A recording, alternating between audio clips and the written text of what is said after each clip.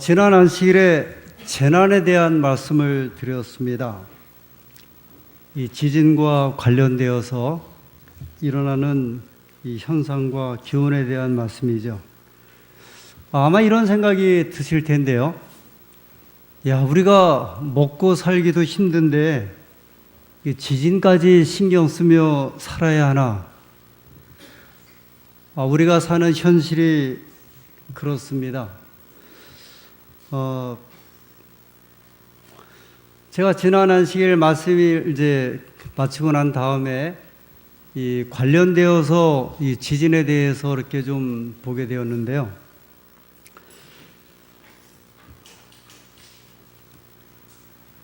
제가 이런 이제 말씀을 드렸죠. 파키스탄이나 이제 북한에서 핵실험을 하면서 그것이 이제 지진에 한 영향을 이제 주고 있을 것이다. 그렇게 말씀을 드렸는데, 이런 이야기들이 근거가 없는 것은 아니더라고요.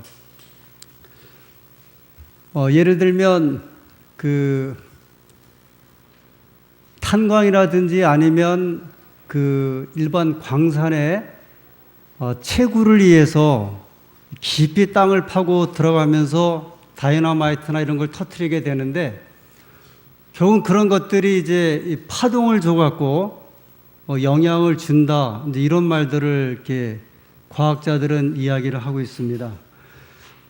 그러지 마시고 에어컨을 좀 트시죠. 이게 좀 어수선해갖고 좀 죄송한데 문을 좀 닫아주시고 에어컨을 좀 틀어주세요.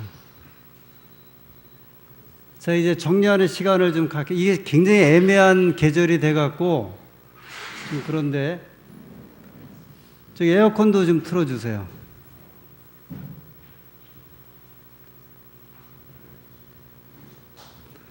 그 다음에 찬양대원들은 옷을 좀, 찬양대복을 벗죠. 더우신데 고생하지 마시고. 예, 고맙습니다.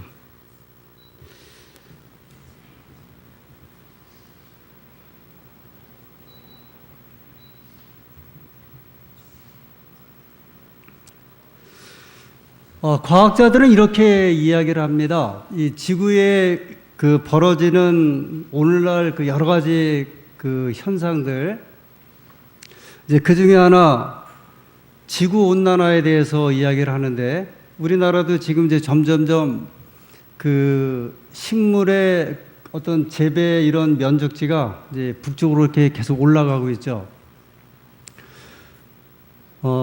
바닷물이 30도가 넘으면 일종의 이제 백화 현상이 생기면서 바다 속에 있는 일종의 이제 생태계가 파괴가 되는데, 사람들이 화석연료 이제 많이 쓰고, 그 다음에 매연 이런 현상이 일어나면서 온도가 올라가고, 바닷속의 온도가 이제 올라가고, 그리고 빙하가 녹기 시작을 하면서 남극과 북극의 거대한 이제 빙하가 사실은 우리가 성경에 이제 비추어서 이해를 하면 노아 홍수 이후에 하나님께서 물들을 끌어 모아갖고 얼려놓으신 거잖아요.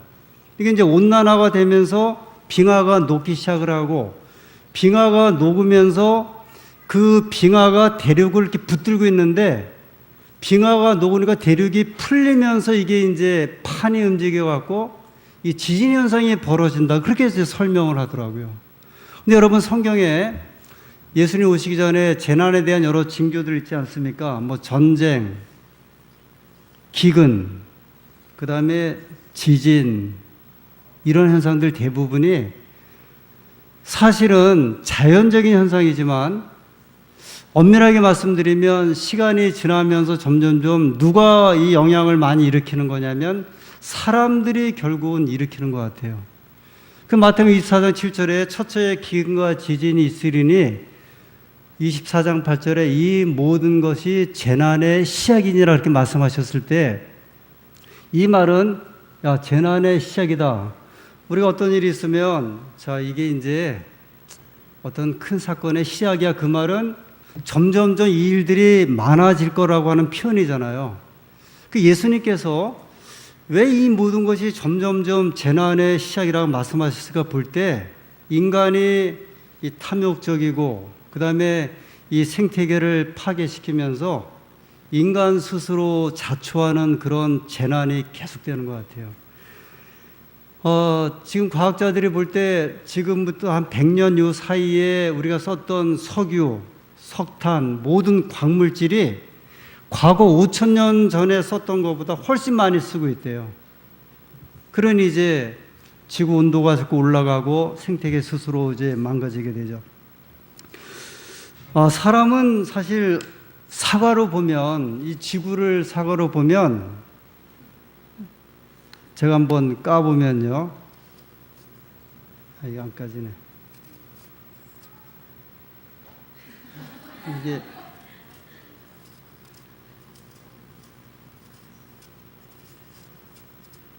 그러니까 인간은 지금 이 지구 껍데기에 살고 있는 거예요. 여기 요 지구가 이렇게 이게 지구라고 하면 요 껍데기 우리 땅에서 이 안에까지 약 한 6,400km라고 이야기를 하거든요.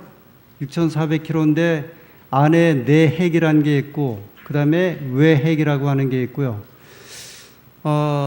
재밌는 것은 요 이렇게 외핵이라고 하는 것은 녹아 있다 그러네요. 또 우리 생각에 땅 속이 다 단단할 것 같은데 이 안에는 온도가 태양의 표면 온도하고 같대요. 한 6,000도. 이 안에는 녹고 있고 그 다음에 이제 한 이만큼이 멘틀이라고 하는 암석인데 암석 위에를 여기를 지각이라고 하고 있고요. 이게 우리가 있는 땅인데 이 표피 이게 자꾸 이렇게 움직이면서 부딪혀서 나오는 게 지진이에요. 이게 30km밖에 안 되고요. 인간이 지금 파먹고 있는 파쓰고 있는 예를 들어 석유, 석탄 모든 광물질이 요 안에 다 들어있거든요. 요 30km 안에. 사실 사람은 지구 껍데기 파먹으면서 사실 큰 소리 치고 있는 거가 마찬가지인데 이것도 제대로 우리가 관리를 못 해갖고 우리 스스로 이제 환경 오염이 되면서 이 재난을 자초하고 있다고 사실은 하나님께서 우리에게 말씀을 하고 있습니다. 제가 지난 일요일 아침에 신문을 읽는 중에 일본에서 있었던 고베 대지진에 대한 기사가 있었습니다. 1995년도에 있었죠. 이때 약 한 4,000명 정도 시민이 이제 사망을 했다 이야기를 하고요. 뭐 이루 말할 수 없는 이제 피해를 보았는데 재밌는 것은 일본이 지진 국가인데 1995년 고베 대지진이 일어나기 전까지 지진을 일어났을 때 어떻게 준비하고 피해야 하는지에 대한 이런 대책이 없었대요. 매뉴얼이 없었고 그래서 그때 고베에서 대지진이 일어났을 때 지진이 일어났다는 소식을 총리한테 알려주는데 2시간 걸렸답니다. 총리가 2시간 뒤에 알았대요. 그 이후에 지진이 일어나면 어떻게 할까 그 대책을 세웠는데 그 중에 하나가 뭐냐면 자기 판단력 강화 이게 대책이에요. 제가 오늘 말씀의 제목이 자기 판단력 강화의 신앙이라는 제목이거든요. 근데 일본에서 지진이 일어났을 때 어떻게 해야 되냐면 자기가 판단력을 가지고 어떻게 피해야 할지는 본인 몫이다. 이런 이야기예요. 예를 들어서 정부에서 그래 우리가 대피 안내 표지판은 세우겠다. 그러나 뛰어서 안전한 곳으로 가는 것은 자기 몫이다. 그런 이야기예요. 우리식으로 표현하면 사자성어로 각자 도생입니다. 각자 도생이란 말 들어보셨죠? 각자 살 길을 찾아야 한다. 그래서 일본에서는 지진 대책 가운데 한 가지가 비상 가방을 준비하는 거죠. 그 안에 생수, 그 다음에 한 3개월씩 지나도 괜찮은 음식들, 이렇게 이제 압축시킨 것들, 그 다음에 구급약품. 이것도 누가 준비하는 거냐면 본인이 준비하라 이거예요. 그리고 지진 났을 때 사람들이 가장 많이 죽는 게 집안에 가구가 넘어져 갖고 대부분 죽는다고 이야기를 해요. 제가 그 이야기 듣고 저희 집 농을 좀 봤는데 농이 엎어지면 제가 누워있는 데까지는 오겠더라고요. 우리 사람은 괜찮고. 근데 그것도 그 농도 이제 정부에서 그걸 붙잡아 주더라고요. 이렇게 고정시키는. 제가 이 기사를 읽으면서 번개처럼 스쳐가는 생각이 있었는데요. 자기 목숨은 자기가 구한다. 에스겔서 14장 12절에 하나님께서 이렇게 말씀하셨습니다. 에스겔서 14장 12절. 구약성경 1168페이지입니다. 에스겔 14장 12절. 여호와의 말씀이 또 내게 임하여 가라사대 인자야 가령 어느 나라가 불법하여 내게 범죄함으로 내가 손을 그 위에 펴서 그 의뢰하는 양식을 끊어 기근을 내려서 사람과 짐승을 그 나라에서 끊는다 하자. 14절. 비록 노아, 다니엘, 욥 이 세 사람이 거기 있을지라도 그들은 자기의 의로 자기의 생명만 건지리라. 나 주 여호와의 말이니라. 저는 이 말씀이 떠올랐어요. 지진이 일어났을 때 자기 판단력을 의해서 내가 어떻게 준비하고 뛰어나가고 해야 할 것은 자기 몫이라고 하는 말을 들으면서요. 에스겔서에 보면 하나님께서 노아, 다니엘, 욥이 세 사람이 있을 때 자기의 의로, 이것은 구원받는 어떤 행함의 의라기보다도 옳은 사람만 구원받는다, 이런 말이죠. 하나님 앞에 정직한 생애를 살고 하나님의 백성으로 살았던 이 사람만 구원받는다. 여러분, 신앙에 있어서 성경에 보면 이 자기 판단력을 통해서 이 구원받은 백성들에 대한 이야기가 이제 소개되고 있습니다. 그 첫 번째 사람들이 노아 홍수에 있었던 그 백성들이에요. 창세기 6장 3절에 있는 말씀입니다. 창세기 6장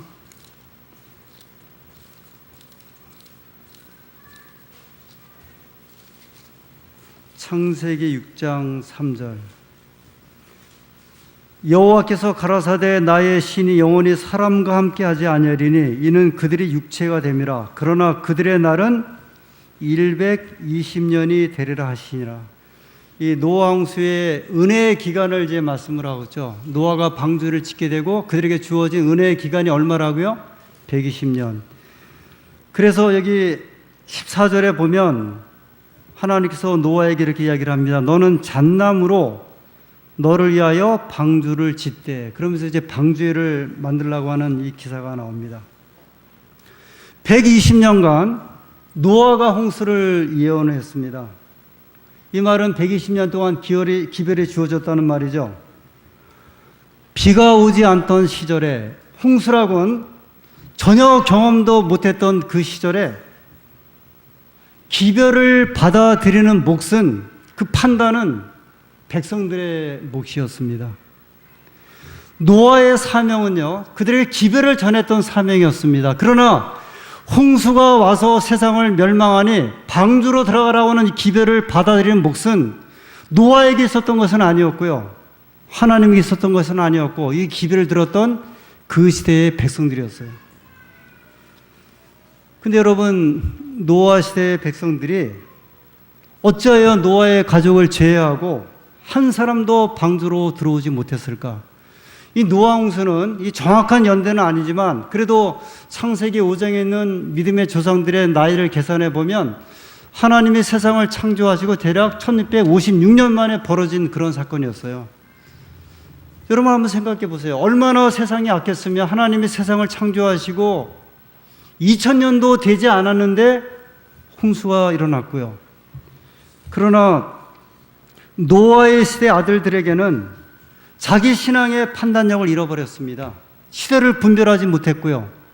세상을 변별하지 못해서 노아의 기별에 주의를 기울이는 대신에 노아에 대해서 조롱하고 비난하다가 그들은 마침내 홍수 때에 쓸려가 버림을 당하게 되었습니다. 홍수 이전 사람들은요, 이렇게 이야기를 했어요. 수세기 동안 사실은 사람이 태어나서 죽으면 1000년을 살았죠. 무드셀라가 969세를 살았으니까요. 이 시대 사람들은 1000년을 살았거든요. 그들은 그렇게 이야기를 합니다. 우리가 1000년 가까이 살았는데 자연 법칙은 한 번도 변한 적이 없었다 이야기를 했습니다. 세상의 온 민족이 하나님 섬기는 판단력을 잃어버렸고요. 그 노아 홍수 때 불행하게도 누구만 들어갔냐면 8명만. 예수님께서 이렇게 말씀하셨어요. 노아의 때와 같이 사람들이 먹고 마시는 일에 몰두하다가 그들이 세상에 아주 깊이 빠져서 홍수 때에 다 홍수의 제물이 된 것처럼 예수님께서는 덧붙여 이렇게 말씀하십니다. 내가 임할 때에도, 예수님이 재림할 때에도 세상에 여전히 깨닫지 못할 것이다. 그 제가 지진에 대한 예를 들었지만 지난 안식일에도 말씀드린 대로 우리나라는 지진 대책이 지금도 전혀 없더라고요. 이 정도 되면 여당이나 야당이나 제일 먼저 해야 할 일이 뭐겠어요? 정말 지도자라고 하면 우리가 돈을 들여서라도 이 예전에 건축한 집들을 보강하는 데 돈을 쓰게 하고 준비를 해야 되는데, 왜냐면 바로 이웃 일본 사람들은 이미 30년 전에 그 일을 다 맞춰갖고 진도 7의 지진이 나도 별로 사람이 죽질 않거든요. 마찬가지인 것 같아요. 그런데 예수님은 그게 문제가 아니라 하나님의 백성들도 여전히 세상을 판단하는 것에 자기 판단력을 잃어버리고 있다 말씀을 합니다. 노아 홍수만 그런 것이 아니었죠. 창세기 19장 15절에 있는 말씀입니다. 소돔과 고모라 성 때 이야기를 한번 보죠. 창세기 19장 15절부터 17절. 19장 15절. 동틀 때에 천사가 롯을 재촉하여 가로되 일어나 여기 있는 내 아내와 두 딸을 이끌라 이 성의 죄악 중에 함께 멸망할까 하노라. 16절. 그러나 롯이 지체하며 그 사람들이 롯의 손과 그 아내의 손과 두 딸의 손을 잡아 인도하여 성 밖에 두니 여호와께서 그에게 인자를 더하심이었더라. 17절에 그 사람들이 그들을 밖으로 이끌어낸 후에 이르되 도망하여 생명을 보존하라. 돌아보거나 들에 머무르거나 하지 말고 산으로 도망하여 멸망함을 면하라. 우리 아주 잘 아는 그 롯의 가족들이죠. 하나님께서 천사들을 보내셔서 소돔과 고모라 성에 이제 불이 내려온다 그랬고요. 그걸 밤새 동안 설득을 하다가 새벽이 되도록 롯의 가족들이 나가질 않으니까요. 천사들이 롯을 계속 이제 지체하는 롯을 이제 재촉을 하잖아요. 2번씩이나 재촉을 하고, 그러면서 하나님께서 뭐라고 이들에게 이야기를 했냐면 절대 뒤를 돌아보거나 들에 머무르지 말라 이렇게 이야기를 합니다. 결국은 롯의 가족들이 소돔과 고모라 성을 탈출해서 이제 저 소알이라고 하는 성으로 이렇게 도망을 가는데 누가 뒤를 돌아봤어요? 롯의 아내가 뒤를 돌아다 보고 이제 소금 기둥이 됩니다. 예수님께서 손에 쟁기를 잡은 자가 뒤를 돌아보는 것은 합당하지 않다 이렇게 말씀하셨죠. 여기 롯의 가족들에게도 지금 죽음이 이제 막 그 죽음의 불길이 쏟아지기 때문에 혹시라도 여러분 지금 우리도 이렇게 집에 불이 나면 그 집에 기중한 것 때문에 어쩔 수 없이 자기도 모르게 이제 그 성급한 마음에 뛰어 들어가서 이렇게 못 나오는 경험이 있잖아요. 그래서 이렇게 그 일이 또 벌어질까봐 롯의 가족들에게도 너희가 저 소돔과 고모라 성에 유황불이 내려오면 절대 어떻게 하지 말고 뒤를 돌아보지 말고 뛰어 들어갈까봐 그런 거거든요. 무조건 이제 도망가라. 롯의 가족은 신앙의 판단력을 잃어버렸어요.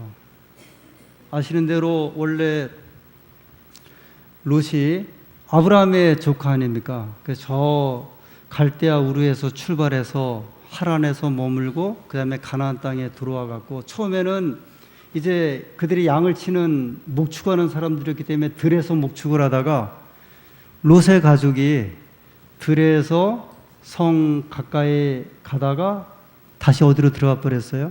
성 안으로 들어갔거든요.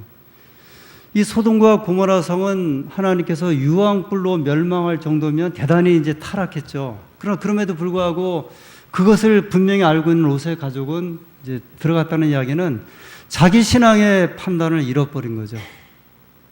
우리가 불섭을 지고 뭐 불로 뛰어든다, 기름을 이제 끌어안고 불로 뛰어든다는 표현이 이런 표현인데 결국은 자기 신앙의 판단을 지금 내가 어떻게 살아야 하는지 지금 어떤 상황인지 그래도 하나님께서 보면 그들에게 인자를 더하셔갖고 그들을 간신히 끌어냈음에도 불구하고 롯부터 두 딸은 말할 것도 없고 아내도 자기 신앙의 현재 그 방향을 잡지를 못하고 뒤를 돌아보면서 그들이 소금 기둥이 된 아주 불쌍한 아주 불행한 이런 사건이 벌어지게 되었습니다. 예수님께서 이 땅에 오셔서 예루살렘 성을 보시면서 이제 많이 호소하셨죠. 예루살렘아, 예루살렘아, 선자를 죽이고 내게 파송된 자들을 돌로 치는 자요. 암탉이 그 새끼를 날개 아래 모음같이 내가 너희를 모으려 한 일이 얼마나 되더냐. 사실 예수님께 예루살렘을 정말 사랑 많이 하셨어요. 그래서 에스겔서에 보면 하나님의 영광의 빛이 하나님의 성소에 지성소에서 성소를 해갖고 감람산으로 이렇게 쭉 빠져나가는 그 계시도 보여주셨고 실제로 나중에 예수님께서 그 영광의 빛 되시는 예수님께서 그 승천하실 때 어디로 승천하세요? 예루살렘에서 거절을 받고 감람산에 그 위에 올라가서 하늘로 승천하지 않습니까? 그 사실 이게 그 표상적으로 이 예루살렘이 가지고 있는 의미가 굉장히 깊고 사랑을 많이 하셨어요. 그래서 예루살렘 왜냐하면 빛을 가졌고 빛을 이방에 전해야 되는데 이스라엘 백성들이 그 역할을 못했잖아요. 예수님께서 그래서 이제 이렇게 그 백성들에게 또 사랑의 권고를 하십니다. 마태복음 24장 15절에 이 마태복음 24장은 아주 중요한 재림의 징조가 담겨 있고 우리가 아까 말씀드렸던 지진에 관한 이야기도 이 재난에 대한 이야기도 24장에 이제 다 포함되어 있죠. 근데 15절에 하나님의 백성들에게 이렇게 이야기를 했습니다. 그러므로 너희가 선지자 다니엘의 말한 바 멸망에 가증한 것이 거룩한 곳에 선 것을 보거든 있는 자는 깨달은진저 그때 유대에 있는 자들은 산으로 도망할지어다. 이 누가복음 21장에 이 멸망에 가증한 것을 로마의 군대가 이방의 군대가 예루살렘에 에워싼 것을 보고도 이렇게 말씀하셨거든요. 근데 예수님께서 이렇게 이야기한 거예요. 이스라엘 백성들에게 이방의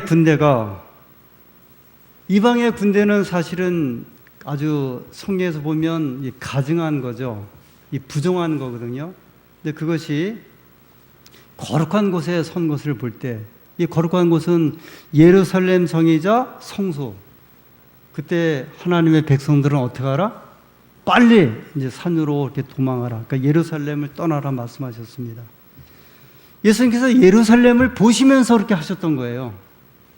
예루살렘을 보시면서 여기 24장에 보면 예루살렘 성전에 감람산에 앉아갖고 성전을 보시면서 이제 말씀하신 거거든요. 예수님께 이 말씀을 하시고 십자가 달려 돌아가시고요.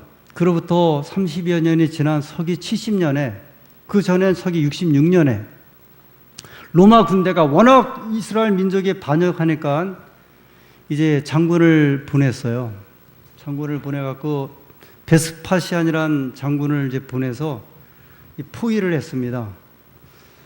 그랬는데 로마에서 무슨 소식이 들려오냐면 로마에 정변이 일어나갖고 이제 황제가 죽었으니 빨리 회군하라는 말을 듣고 그 로마의 왕이 예루살렘을 포위했던 포위망을 풀고서 로마로 돌아갔습니다. 그때 경건한 그리스도인들이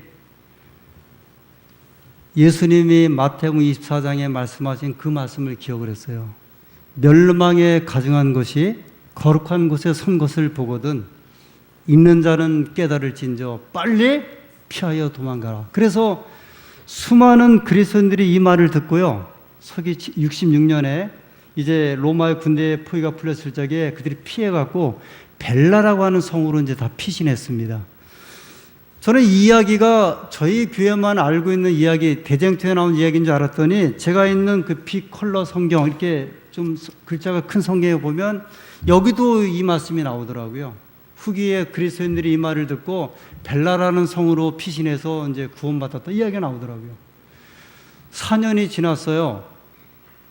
베스피안 그 황제가, 그 사람이 이제 황제가 된 다음에 자기 아들 타이터스라는 아들 장군을 보내갖고, 워낙 그 4년 전에 그들이 도망갈 때 아주 고생을 많이 했거든요. 유대인들이 막 쫓아오면서 이제 그 지금 회군하는 로마 군대를 향해서 정말 아주 많이 괴롭혔기 때문에 원수를 갚으려고 그 로마의 군대가 와갖고 다시 예루살렘을 포위했는데, 요세푸스라고 하는 그 당시 유대인 역사학자에 의하면 이 당시에 한 수백만 명의 온 유대인들이 예루살렘 성 안에 다 이제 피했는데, 로마의 군대가 와서 이제 불을 지르고 자그마치 100만 명이나 되는 유대인들이 여기 이제 완전히 몰살을 했죠.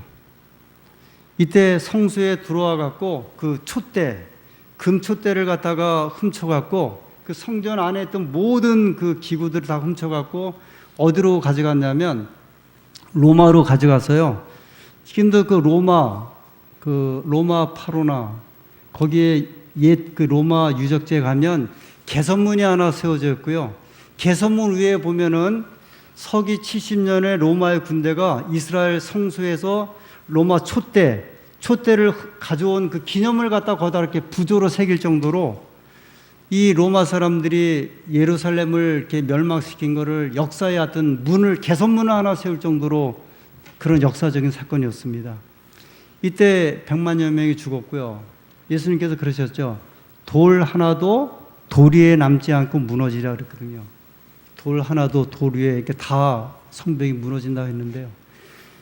그 예루살렘 옛날 그 성벽에 가면 이 성벽 하나 크기가 뭐 우리나라에 있는 그 산성에 있는 요만한 돌이 아니라 이 돌보다 더 큰 돌이에요. 아주 거대한 화강암 이렇게 돌들을 이렇게 착착 쌓아놨는데 그걸 다 허물어 버렸어요. 그 왜 그것까지 허물었을까를 역사학자들이 보니까 유대인들이 성전을 지을 때요, 돌과 돌 사이에다가 금을 갖다가 이렇게 깔았다 그러더라고요. 얇은 금막을 깔아갖고 거룩한 성전이라 그래서 성전 바닥에 그 담을 쌀 때 거기다가 예를 들면 이 사이사이마다 이렇게 이제 금종이를 갖다 깔아갖고 로마 군병들이 그 금을 이제 캐내려고 성벽을 다 얼어버렸어요. 나중에 그 틈새에 전쟁하는 틈새에 약 900명이 유대인들이 피해갖고 사해 옆에 있는 마사다에 올라가서 숨어 살다가 이 로마 사람들이 얼마나 유대인들이 미웠으면 그 마사다라고 하는 그 성이 높이가 거의 한 600-700m 되는 그 높이 성인데 거기를 정복하다 안 되니까 맞은편에다가 저기 비탈을 그 성을 또 쌓았어요. 그리고 성을 3년 걸려 이걸 쌓아갖고 여기를 높이에서 침공해갖고 그 안을 들어갔는데 약 900명이 있었는데요. 유대인들이 그 열심당원들. 나중에 로마 군인들이 이게 성벽을 쌓으면서 올라오니까 400-500m를 쌓은 거예요. 거기 쌓아서 올라와서 침공하니까 저 이방 군대에 죽을 수 없다 그래갖고 이제 조를 줬습니다. 10명 조를 정한 다음에 조장이 9명을 이제 칼로 찔러서 죽게 하고 자기 자살하고 찔러 죽게 하고 그래갖고 2명인가 어린아이하고 남고 나머지 다 죽었어요. 이스라엘 민족의 자기 판단력은 예수님의 말씀을 거절하고 그들은 이방 민족의 끝까지 저항하다가 결국은 그때 이후로 유대인들이 그 디아스포라 그래갖고 서기 70년 이후로 온 이제 그 유럽 지역에 다 흩어져 살게 되었고요.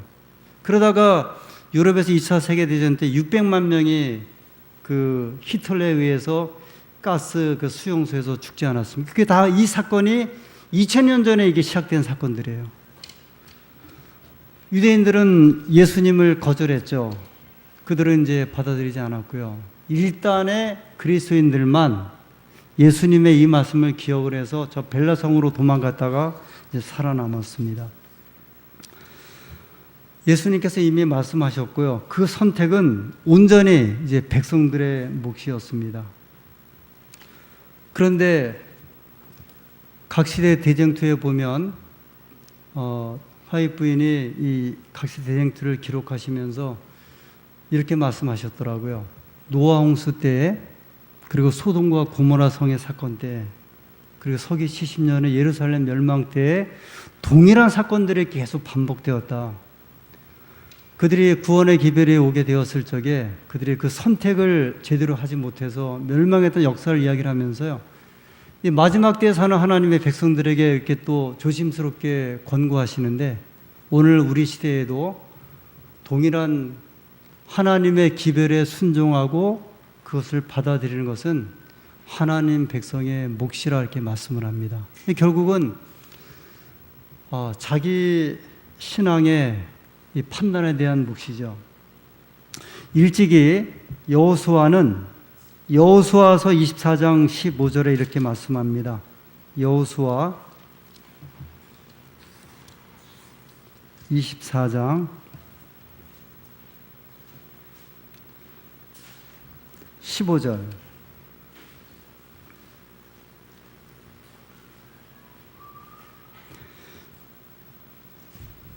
네, 구약 성경 357페이지 여호수아 24장 15절에 만일 여호와를 섬기는 것이 너희에게 좋지 않게 보이거든 너희 열조가 강 저편에서 섬기던 신이든지 혹 너희의 거하는 땅 아무리 사람의 신이든지 너희 섬길 자를 오늘날 택하라. 오직 나와 네 집은 여호와를 섬기겠노라. 이 여호수아는 유명한 모세의 후계자죠. 그런데 여호수아가 이 말을 하고 24장 19절에 보면 여호수아가 110세에 이제 돌아가세요. 그분이 돌아가시는데 돌아가시기 전에 이 여호수아가 사실은 가나안 땅을 다 이제 정복하고 12지파 나눠주고 그 사역이 거의 끝났거든요. 이 마지막에 여호수아가 맞춰지는 이 마지막에 여호수아가 백성들 지도자들을 다 모았어요. 지파의 지도자들을 다 모아서 마지막으로 한 것이 뭐냐면 너희 섬길 자를 오늘날 택하라. 나와 네 집은 여호와를 섬길 것이니라. 저는 오늘 하나님의 백성들인 우리에게 다시 한번 자기 신앙의 판단력이 어디에 있는지를 한번 살펴보도록 하나님은 우리에게 말씀하십니다. 여러분, 지진이 일어나면 집 밖을 나갈 거예요, 안 나갈 거예요? 분명히 나가실 거죠. 그 다음에 대피 장소로 여기 같으면은 어디로 뛰어야 되냐면 광덕공원으로 뛰어야 돼요. 옆에 학교가 있으면 학교 운동장으로 뛰라고 이야기를 합니다. 절대 건물로 들어가지 말라. 우리는 의미일 거예요. 세상이 우리에게 주어지는 삶을 통한 말을 할 때 나는 어떤 신앙의 판단력을 할 것인가. 사업하시는 분이 사업에 대해서 판단을 하고 사업하죠. 그렇잖아요. 가정을 가지신 분들은 분명히 가정에 대한 판단이 있을 거예요. 신앙에 하나님께서 우리에게 다시 한번 호소하십니다. 내 신앙의 판단력을 내가 저하시키겠습니까? 강화시키시겠습니까? 더 튼튼하게 하시겠습니까? 쇠약하게 하시겠습니까?